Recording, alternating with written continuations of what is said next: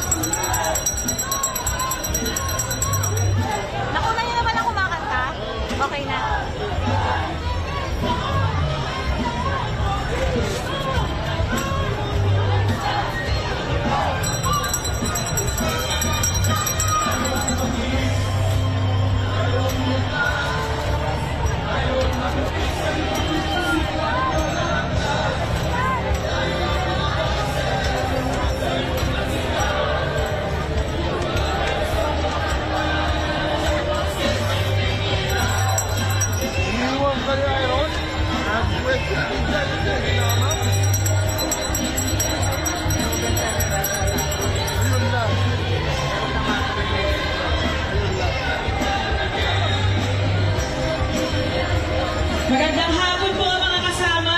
Sinsinin po natin ang ating mga hanay nang sa ganun po bago natin simulan ang ating programa, makita na po ang ating bulto na nandito po tayo at nagkakasama-sama. Siyempre po, bakit nga po ba tayo nandito? Para saan?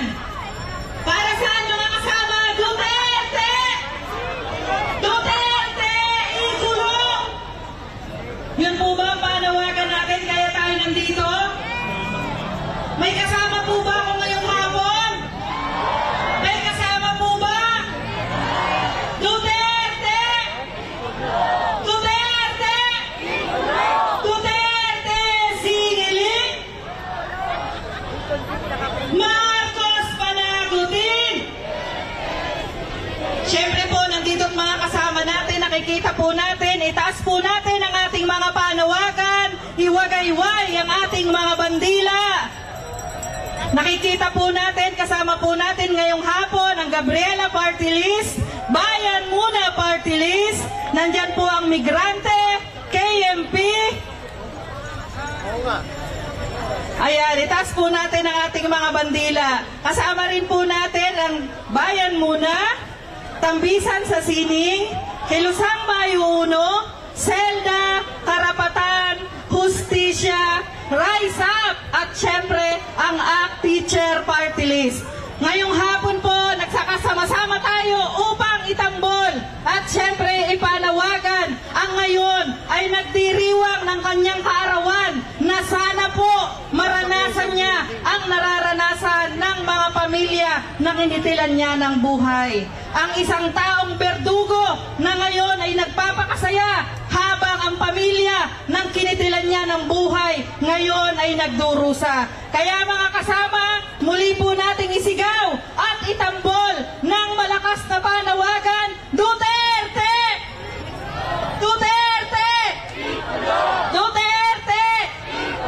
Hindi po tayo magsasawang isigaw at ipanawagan na dapat lang na makulong ang isang berdugo at walang kwentang dating Pangulo. Kaya mga kasama, muli po tinatawagan po natin ang lahat ng mga kasama natin, masang anak pawis, manggagawa, kababaihan, kabataan, at lahat ng sektor na pinabayaan at kinitilan ng buhay ng berdugong si Duterte. Magsama-sama po tayo at hanggang mamaya, hanggang sa matapos ang ating programa, masikhay at malakas natin palaging isisigaw ang ating panawagan.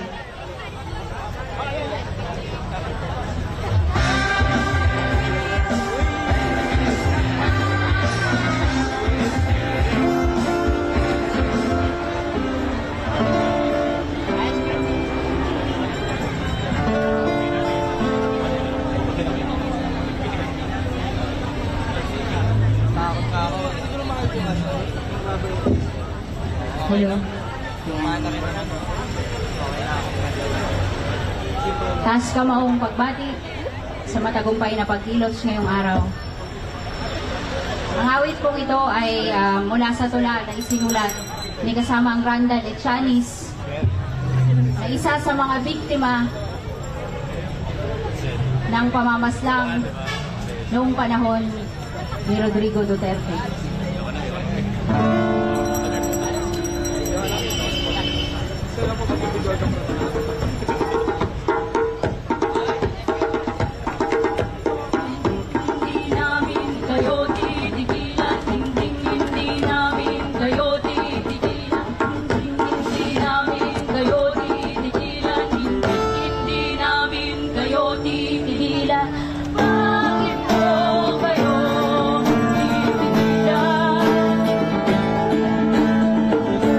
Patuloy ninyong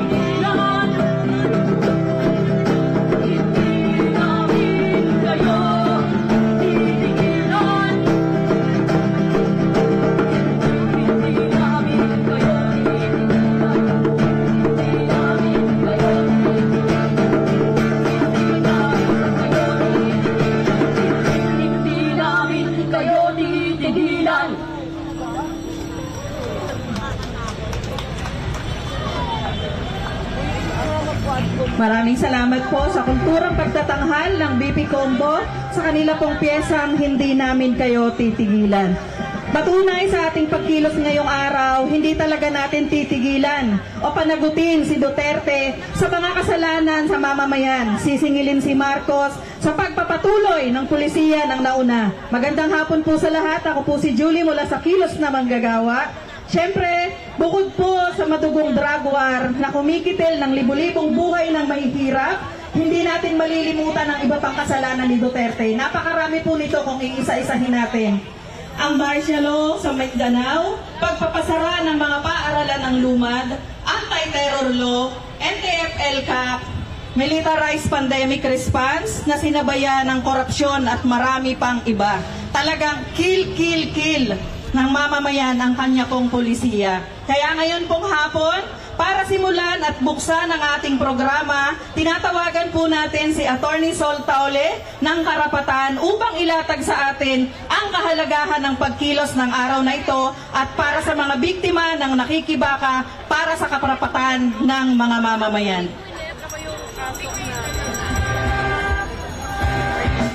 Magandang hapon po sa ating lahat. Okay ba kayo dyan? Hindi masyado mainit ngayong hapon? Pwede po ba isang chant muna kasi si Duterte na nakulong na, nahuli na, kaya ang chant natin ngayon, Convict! Convict! Convict Duterte now! Convict! Convict! Convict Duterte now! Tapaho, convict! Convict! Convict Duterte now! Convict! Convict! Convict Duterte now! Magandang araw mga kababayan, tayo po ay nagtitipon-tipon ngayong hapon, hindi para i-celebrate ang birthday ng Verdugo na nakakulong ngayon sa The Hague, Netherlands. Andito po tayo ngayon para sabihin sa kanya, deserve na deserve niya mag-birthday sa The Hague. At ang wish nga natin sa kanya, sana more birthdays to come, long life, para naman mahaba-haba ang pagtutusan niya doon sa loob ng kulungan sa ICC. Mga kasama, ang kinikilala natin ngayong araw na ito ay ang tapang ng mga biktima na hindi umatras para mapanagot at mahuli si Rodrigo Duterte hanggang siya ay maisakay sa eroplano at mailipad niya sa The Hague. Mga kasama, medyo dalawang linggo na po tayong masaya. Pag inaalala ko yung moment na nagde-take off yung eroplano, napapangiti ako. Dahil ramdam na ramdam ko ang ligaya ng mga nanay dito, ng mga tao na nagtulak para mapanagot si Duterte. Pero hindi pa po dito natatapos ang laban. Mahaba-haba pa, pero hindi natin bibitawan. Kailangan pong ipaalala na bukod sa mga pinapatay na maralita ni Duterte sa kanyang gera kontra droga, nariyan din ang malalalang kasalanan niya sa taong bayan na dapat niya ring pagbayaran.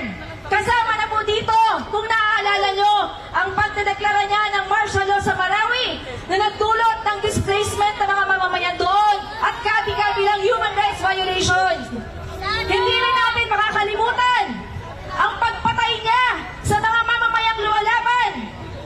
Pinapatay niya kasama ng kanyang mga mersenaryong militar at kapulisan ang mga kabataan, kababaihan, magsasaka, katutubo, mga manggagawa, mga journalist at abogado at iba pa.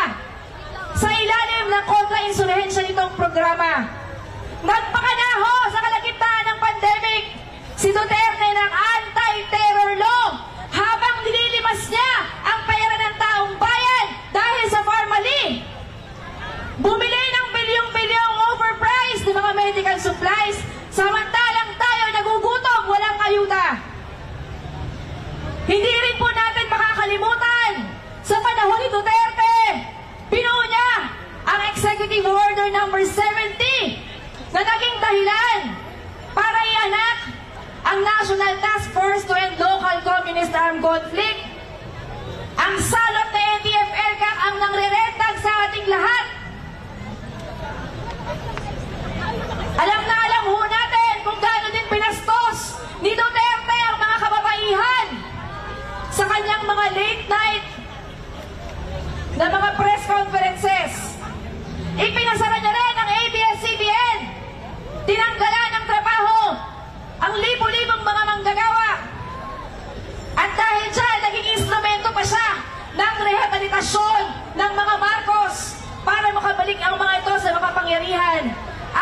nakipagsagbuatan sa kanila at later on, nabunga ang Team Kaliliman at Team Kasamaan na ngayon ay galit-galit na. Samantala, ang administrasyong US Marcos naman, matapos makuha ang pansarili nitong interes, ay lumabas na ang tunay na kulay dahil pinagpapatuloy lang ng Marcos administration ang mga anti-mamamayang pulisiya nito. Tuloy-tuloy ang gera kontra droga, tuloy-tuloy ang patayan, tuloy-tuloy ang pagpatay sa mga aktivista, tuloy-tuloy ang pagsasampa ng mga gawa-gawang kaso. Kailan lang po, paulit-ulit na sinasabi ni President Marcos Jr. na hindi daw siya ulit sasali sa ICC. Bakit kaya? At alam natin ang dahilan. Dahil ayaw din mismo ng isang pasista na katulad ni Marcos Jr. na managot sa taong bayan. Kaya hindi tayo titigil na manawagan para siya ay muling sumali sa ICC. Patuloy pa rin ang pagiran ng ABF-L Cup.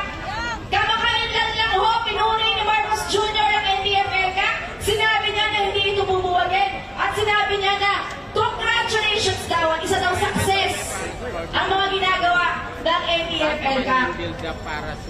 Alam po natin na hindi ito totoo dahil napakarami yung nirentang ang pagkatapos ay pinatayo kaya ay ginawa ng gawa-gawang kaso. Kaya naman ho, ang panawagan natin ay i-convict si Duterte. Siyempre hindi lang ho si Duterte, lahat ng kasapakat niya, lahat ng top-hand generals na nagtatago na parang mga taga sa mga kanal. Takot na takot pa-aresto. Gusto niyo mo bang pa-aresto si Bato? Hahanapin natin si Bato, saan na kaya siya nagtatago? Pero, hindi ho tayo titigil hanggat hindi fully nagiging accountable ang lahat na naging involved sa pagpatay sa mga mamamayan. Hindi lang mula Pangulo, kundi sa lahat ng pumalapit ng gatilyo para patayin ang mga maralita at ang mamamayang lumalaban. Kaya ho, dahil birthday ngayon ni former President Duterte, syempre nakita niyo yung aking party hat na nakalagay dito, Convict Duterte and Party. Meron ho kaming hinandang awitin, birthday song with a twist. Ika ka, tutulungan mo ako ng kasama ko dito na si Diba para kumanta ng special birthday song para kay President Duterte. Okay, narinig niyo naman na po yung pakana namin kanina, di ba? Yun. Alam naman natin lahat, sa lahat ng mga nagpa-birthday, yung happy birthday. Ngayon, imbis na sa kanya ang pulutan, ang kasunod, siya'y nasa kulungan sa kanyang kaarawan. Tapos, happy birthday. Sana'y mabulok ka na dyan. Okay, saan? Hindi natin. Kailangan ko pang muna ako. Sisigaw ko pang ito ko signature kanta ng karapatan. Okay. Bago yung -1. Okay. Bago yung -1. Okay. 5, 6, 7, 8. Pam! Happy birthday. Siya'y nasa kulungan sa kanyang kaarawan. Happy birthday. Sana'y mabulok ka na dyan. Hey! 1 more! -1 na. Okay. Mas malakas sana talaga. Okay. Kailangan mo kayo audience participation kasi party nga eh. Ayan na. Happy birthday. Siya nasa kulungan sa kanyang kaarawan. Happy birthday. Sana'y mabulok ka na dyan. Ito pa. Happy birthday. Siya nasa kulungan sa kanyang kaarawan. Happy birthday. Sana'y mabulok ka na dyan. Hey!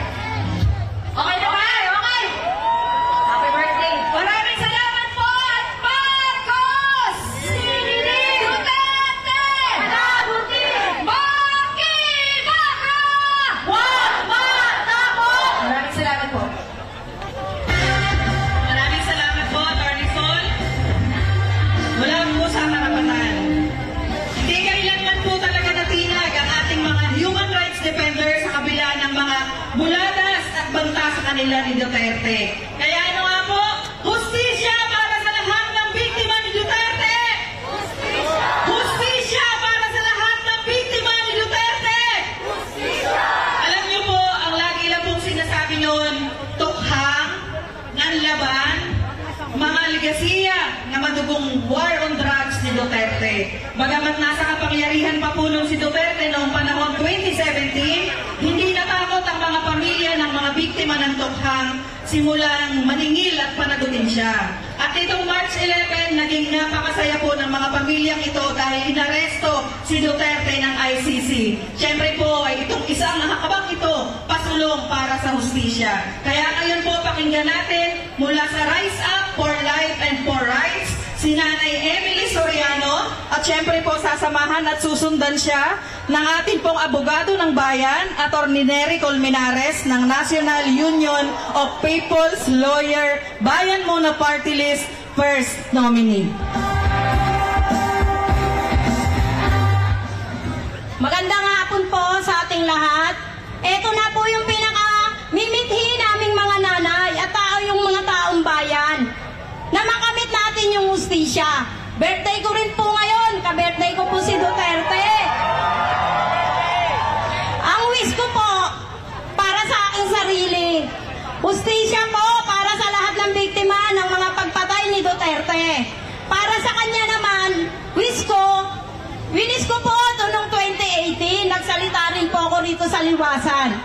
Sinabi ko po, Duterte, ang wish ko, sana humaba yung buhay mo para mapanagot mo yung mga ginawa mong pagpatay at pagbayaran mo. Kaya hanggang ngayon, wish ko pa rin po yun. At deserve niya po yun na makarating siya sa ICC. Hindi lang po ako, tayong lahat, ipagdiwang po natin na makamit natin yung hustisya. Dahil kung walang Duterte, walang patayang magaganap. Hindi tayo mawawala ng mga mahal sa buhay. Ang anak ko, 15 years old lang, nag-aaral. Inaidol niya pa si Duterte para daw yung mga droga maluta sa Pilipinas at maging mapayapa yung bansa.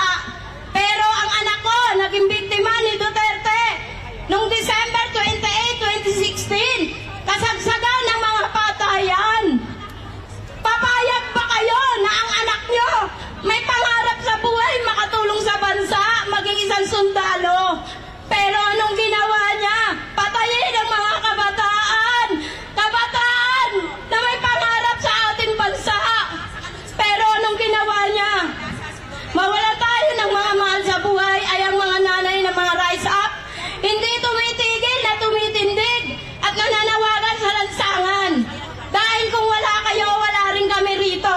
Sana po, tulong-tulong po tayo. Makumbik po si Duterte. At doon po niya pagdusahan sa dahig ang kanyang mga kasalanan. Salamat po.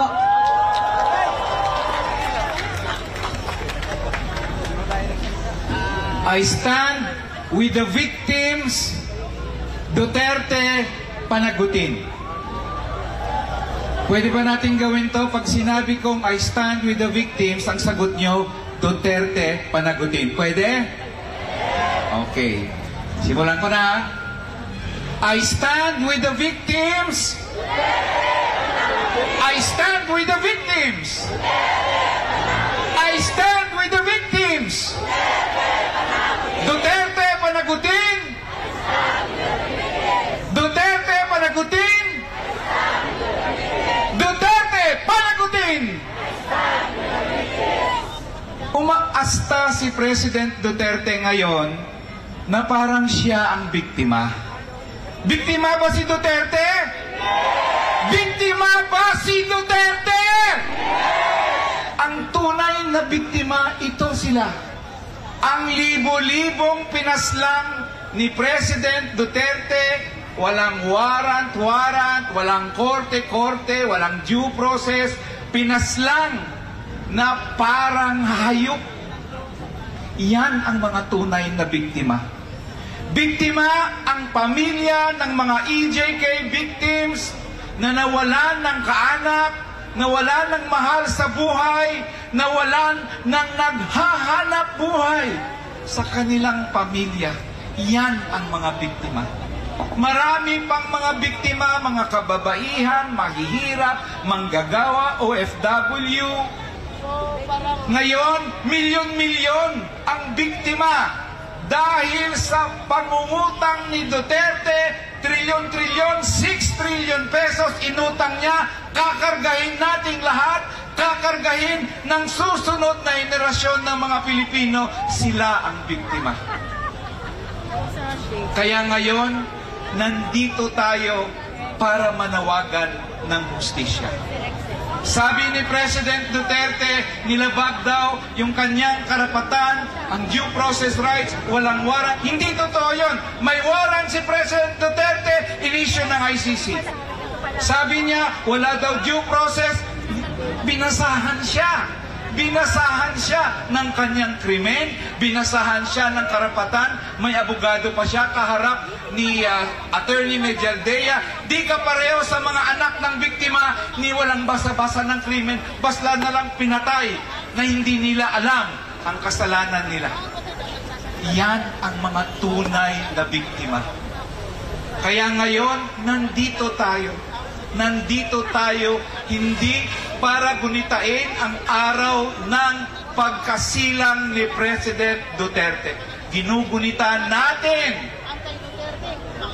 ang araw ng pagpatay sa libo-libo niyang biktima.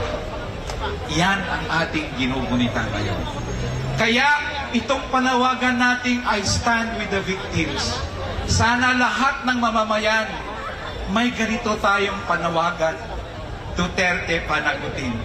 Ang white ribbon na ito, sana gagawa tayo ng mga white ribbon katulad nito. Simbolo ng pangangad natin ng hustisya.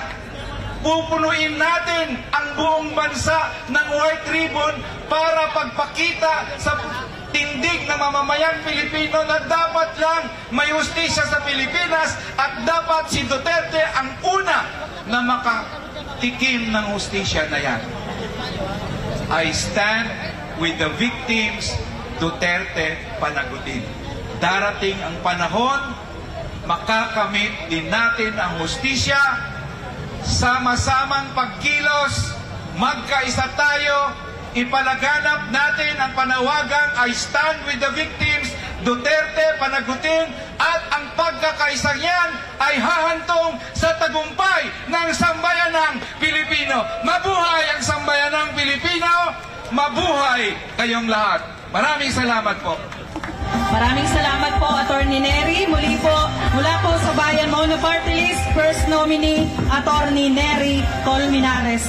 Siyempre po, maraming salamat din po kay Nanay Emily. Ang buong kasapian po at ang lahat ng nandito ay nakikiisa sa pakikidalamhati ng lahat ng biktima ng war on drug ni Duterte. Siyempre po, mula sa kalunsuran hanggang sa kanayunan, nalalasa si Duterte.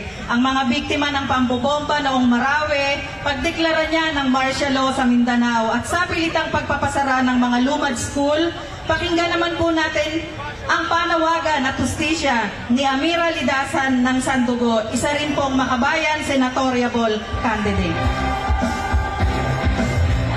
Assalamualaikum po sa inyong lahat.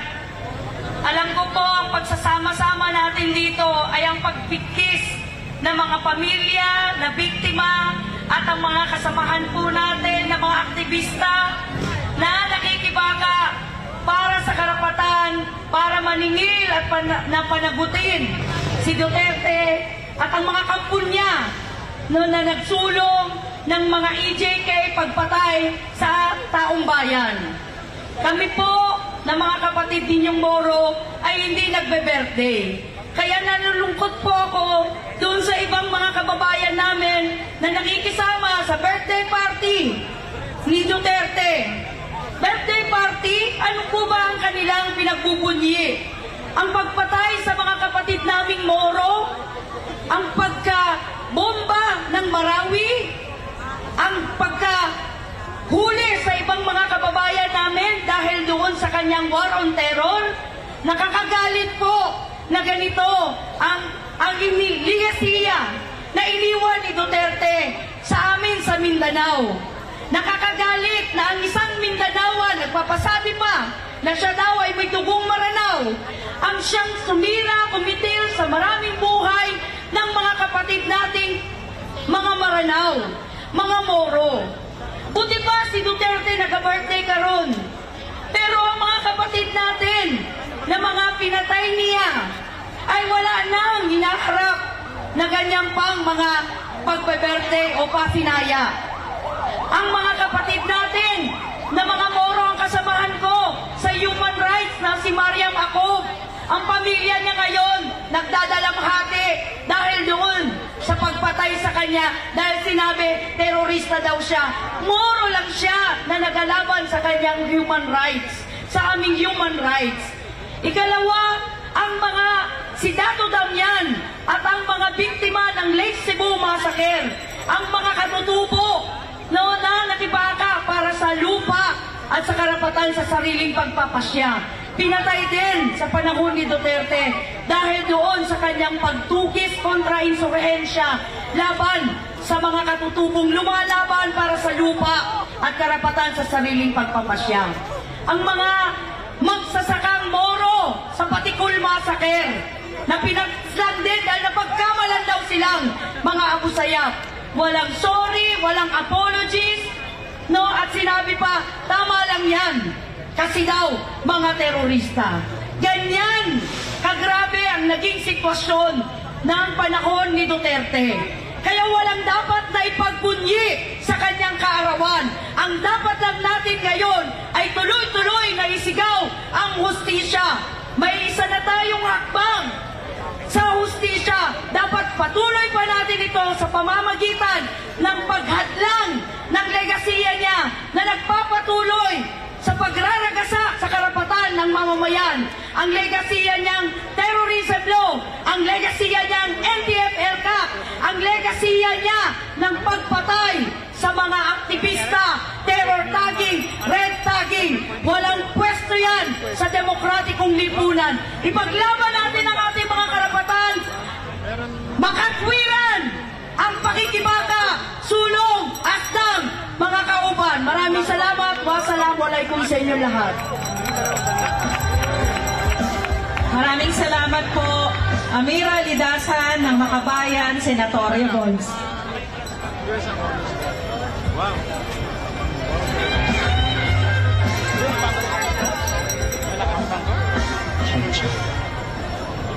Magandang hapon po sa ating lahat. Ako po si Jebby, mula po sa ACT Teachers. Mag-aalay po ako ng isang tula para sa ating lahat.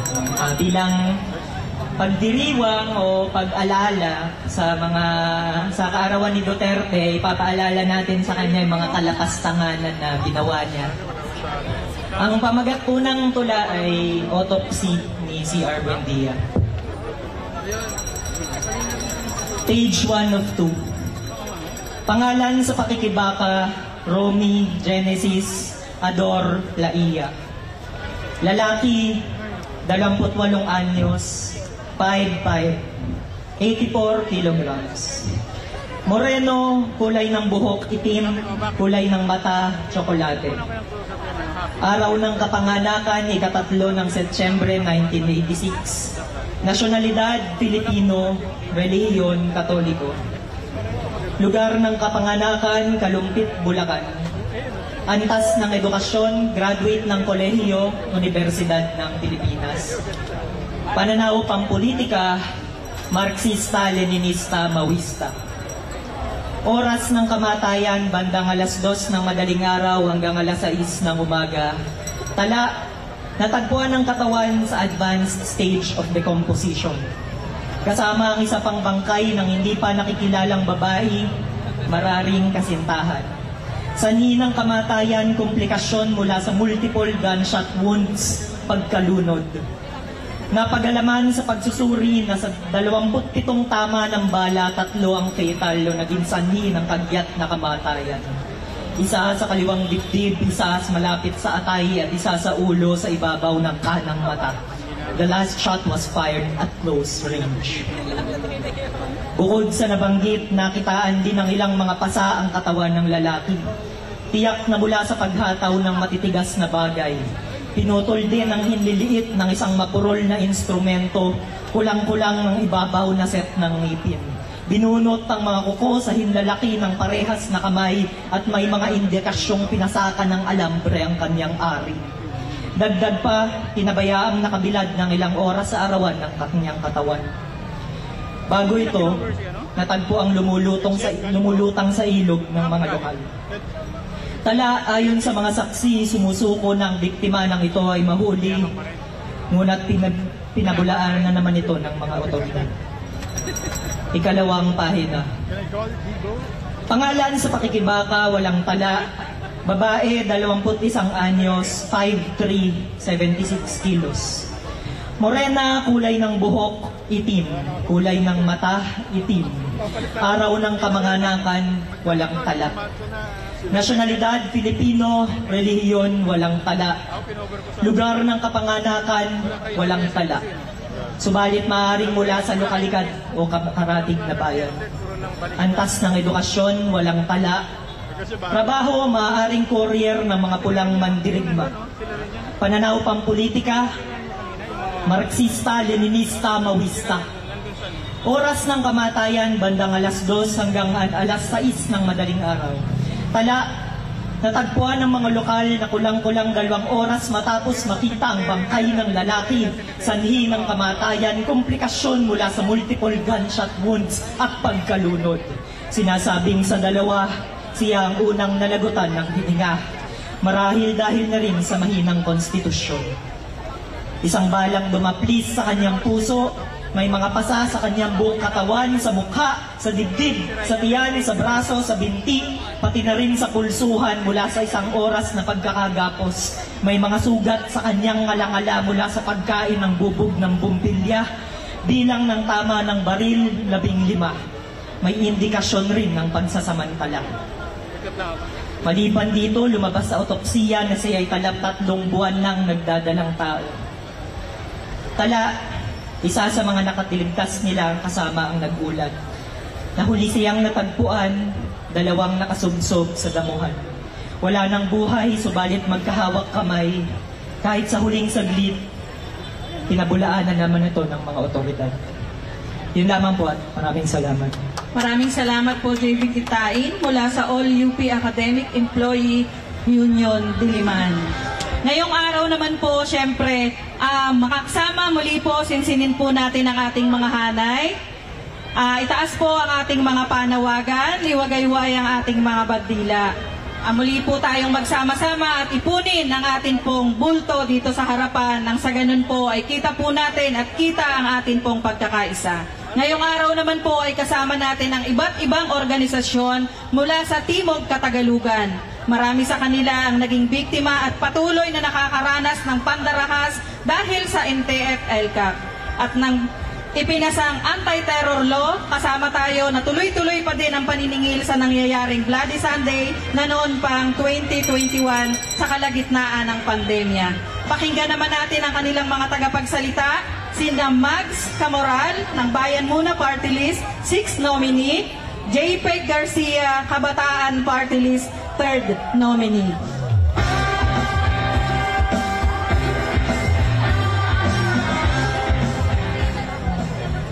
Magandang hapon po sa ating lahat.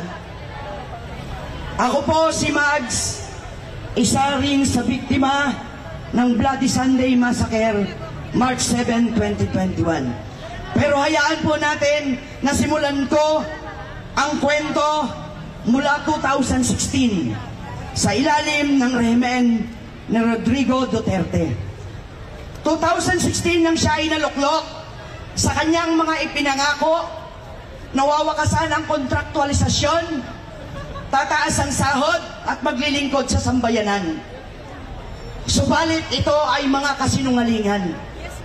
Igagalang niya ang karapatang pangtao, karapatan ng mga manggagawa.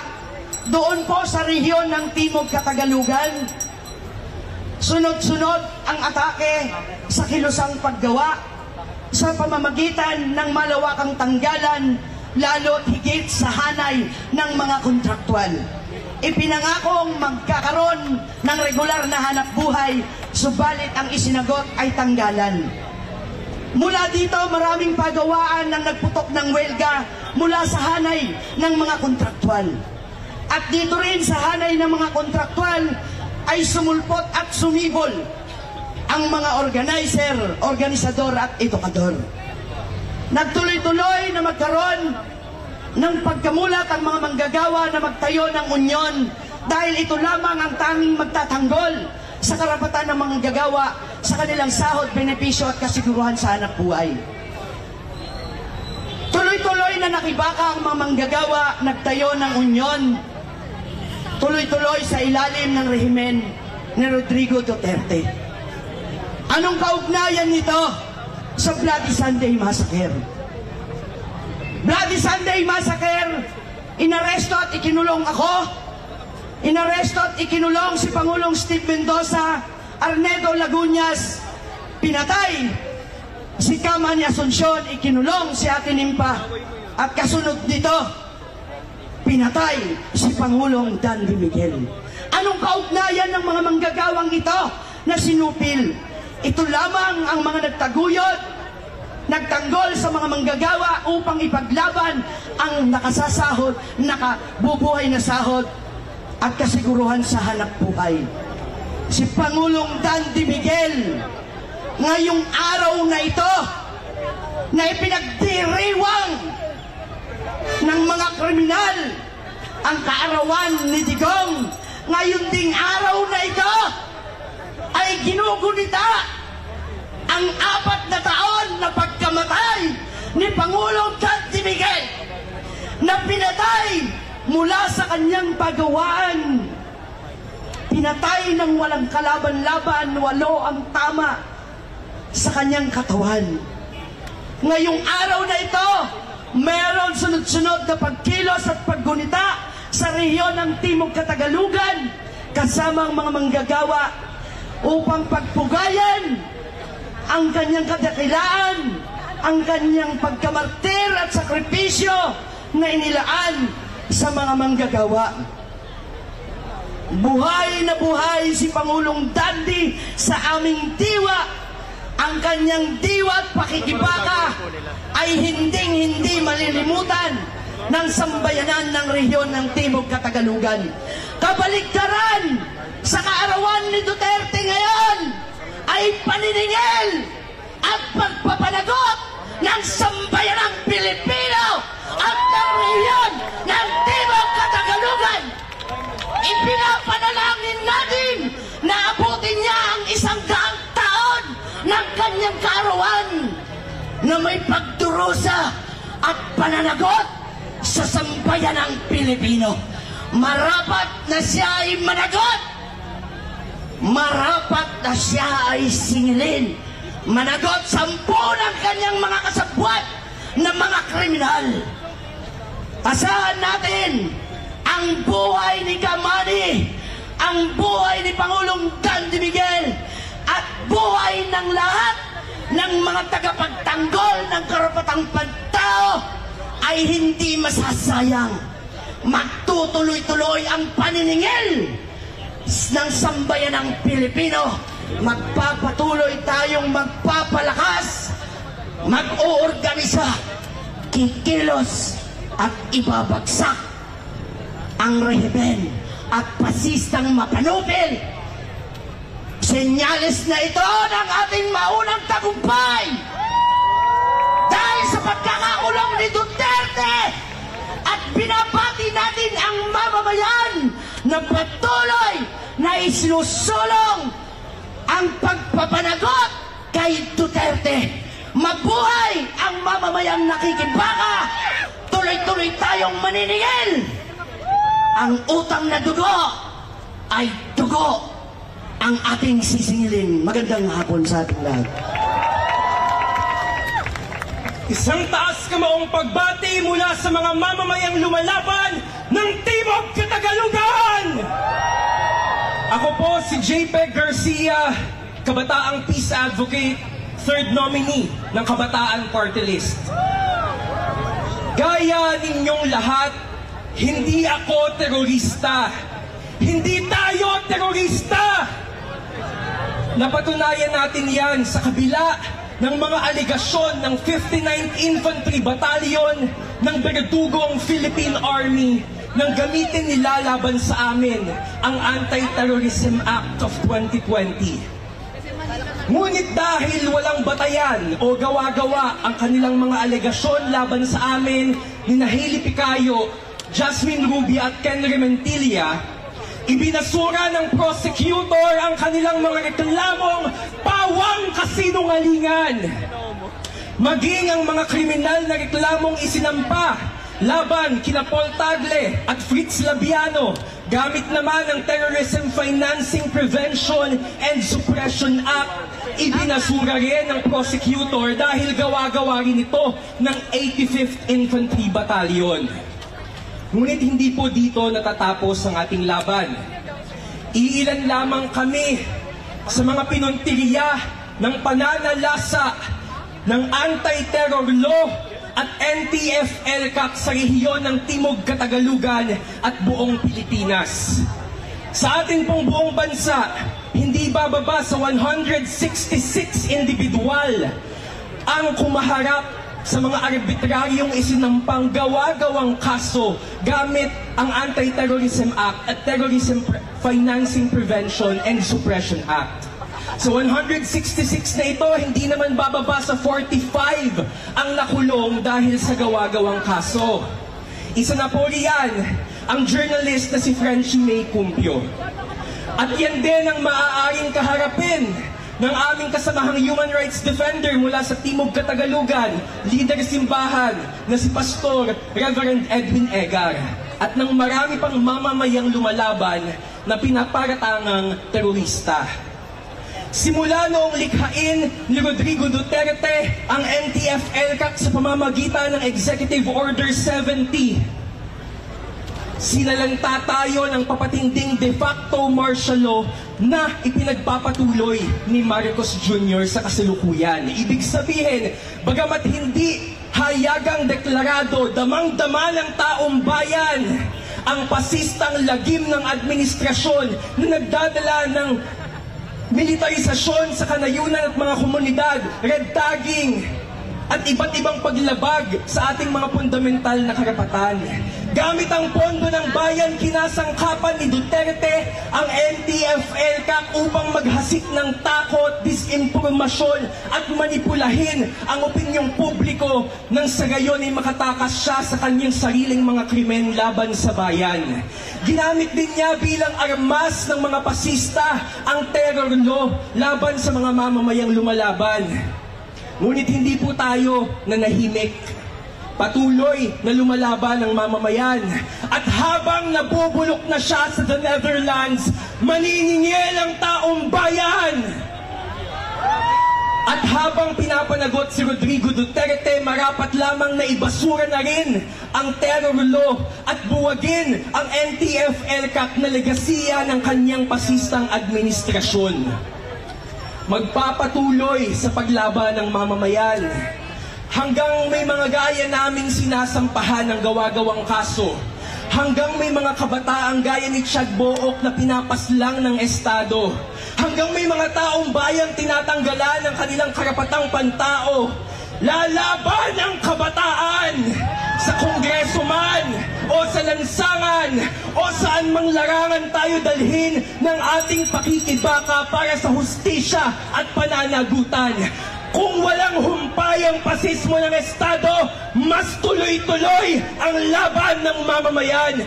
Isulong ang pakikibaka para sa kapayapaang batay sa katarungan. Hustisya para sa mga biktima ni Rodrigo Duterte. Kapayapaan batay sa katarungan. Isulong ipaglaban.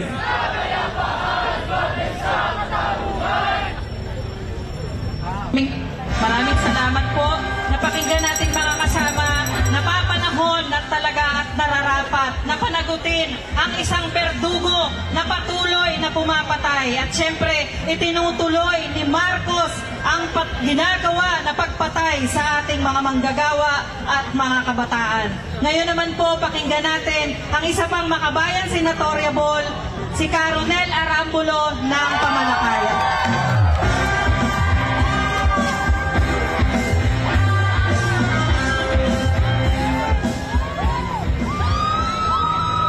Itigil lang pamamaslang. Katarungan ipaglaban. Ngayon ay ika-80 kaarawan ni dating President Duterte. Habang nagse-celebrate ng kanyang birthday, ngayong ika-80 kaarawan, marami sa ating mga kababayan ang hindi na nakakapag-celebrate ng kanilang kaarawan. Kung si Duterte ay umabot ng 80 taon, nakakagalit, nakakalungkot na meron tayong mga kababayan, meron tayong mga kasamahan na 4 na beses lamang pinag-birthday. Sa katauhan ni Althea Barbon, marami 5 taon, 7 taon, 17 taon ay pinaslang sa panahon ng panunungkulan ng berdugo na si Rodrigo Roa Duterte. May mga pangyayari na bibili lamang ng paghanda sa kanyang kapatid para sa kaarawan. Pinaslang ng mga hambog ng mga pulis. Si Kian de los Santos, 17 years old, nagmamakaawa. Tama na po, tama na po, may exam pa po ako bukas. Pero pinatay pa rin ng mga hambog ng mga pulis. Si Car Arnaiz, isang valedictorian, sinira ang kinabukasan dahil dito sa Peking War on Drugs. Ganito katindi, kalaki ang kasalanan ng administrasyon ni Duterte sa sambayanang Pilipino. Alam niyo po, yung mga pulis, napapakayayabang. Nagkukwentuhan pa po, minsan sa isang rally, nagkukwentuhan po sila, sabi, nagpaparamihan po sila kung gaano kadami yung kanilang pinatay. Napapakayayabang, napapakahambog. Alam niyo po, sa hanay ng mga pulis, itinanim sa kanilang utak, nakahanga-hanga kapag hindi ka nakukonsensya, kapag ikaw ay patuloy na pumapatay ng walang konsensya. Sa mga pulis na nakikinig ngayon dito, lagi niyong tatandaan, kahit libo-libo pa ang inyong pinapatay, hindi kayo nakakahanga. Ang tunay na nakakabilib ay iyong pumapatay ng mga salot dito sa ating lipunan. Kaya itigil-tigil nyo yung inyong makahambugan.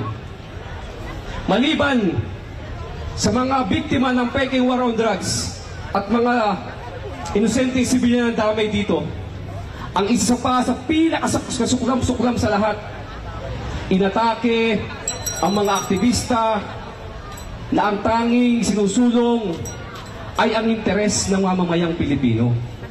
Dapat ang mga ganito ay pinapangalagaan.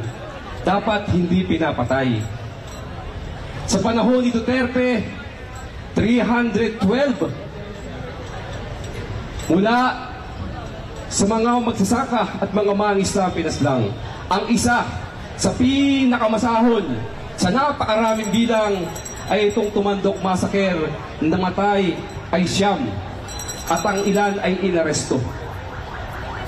Ganito, ito ang dahilan kung bakit nananawagan tayo na si Duterte ay dapat na managot sa kanyang mga kasalanan. Tigil-tigilan niya yung mga panluloko niya na ginagamit niya yung Peking War on Drugs para lilangin ang mamamayang Pilipino.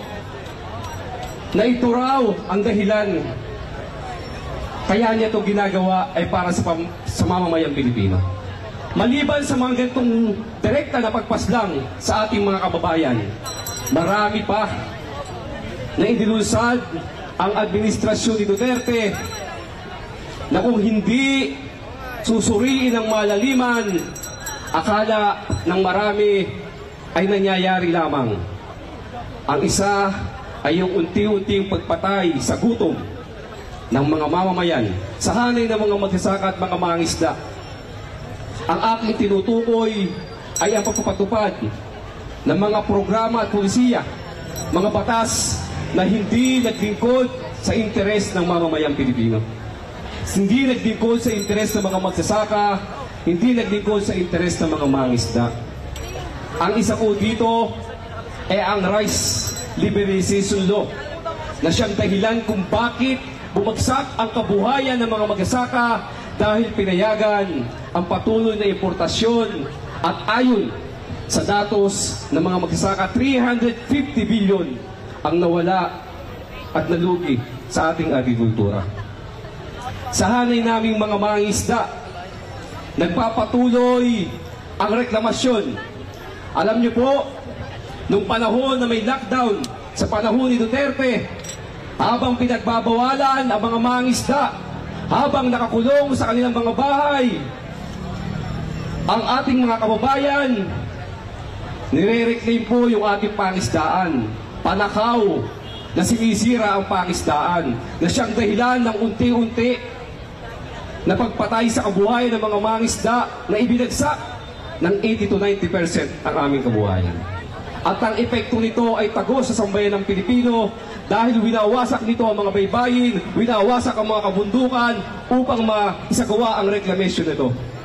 At ito ang dahilan kung bakit marami sa ating mga kababayan sa panahon na may masamang panahon, may bagyo, may ulan, marami ang natatabunan ng mga nasirang mga bundok dahil sa mga landslide. Ibig sabihin, ito sa kasalanan ni Duterte.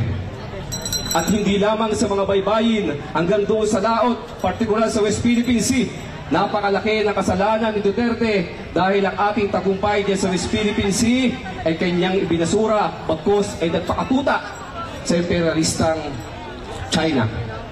Kaya malinaw ang ating batayan kung bakit kinakailangang managot si Duterte sa kanyang mga kasalanan.